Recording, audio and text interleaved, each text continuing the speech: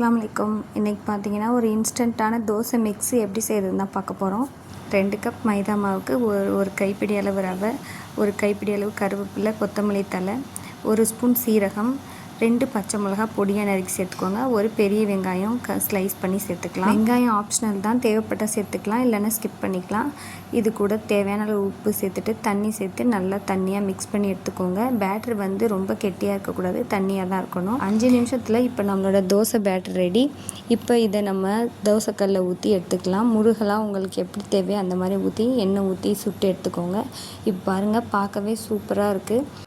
இந்த பேட்டர் கூட chilli ஃப்ளேக்ஸும் pepper பவுடரும் ஆட் பண்ணியும் பண்ணலாம். காரமாக சாப்பிட்ணுன்னு நினைக்கிறவங்க அந்த மாதிரி ட்ரை பண்ணலாம்.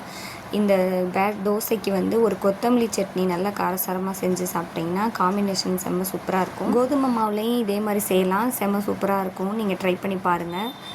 கருவேப்பிலை கொத்தமல்லியெல்லாம் ஓரமாக எடுத்து வைக்கிற குழந்தைங்களுக்கு இந்த மாதிரி செஞ்சு கொடுங்க. இந்த மாதிரி டிஃப்ரெண்ட்டாக இருக்கும்போது அவங்க விரும்பி சாப்பிடுவாங்க. இந்த தோசை பார்த்திங்கன்னா சுட சுட நல்லா சூடாக முருகலாக ஊற்றி சாப்பிடும்போது சூப்பராக இருக்கும். இது லீவில் இருக்கும்போது, இல்லை உங்களுக்கு ஒரு இட்லி தோசை மாவு இல்லைன்னா உடனே இதை ட்ரை பண்ணுறதுக்கு ஒரு சூப்பர். கூட ஒரு முட்டை ஆட் பண்ணிவிட்டு சுட்டிங்கனாலும் சூப்பராக இருக்கும். ட்ரை பண்ணி பாருங்கள் ஃப்ரெண்ட்ஸ். அஸ்ஸலாமு அலைக்கும்.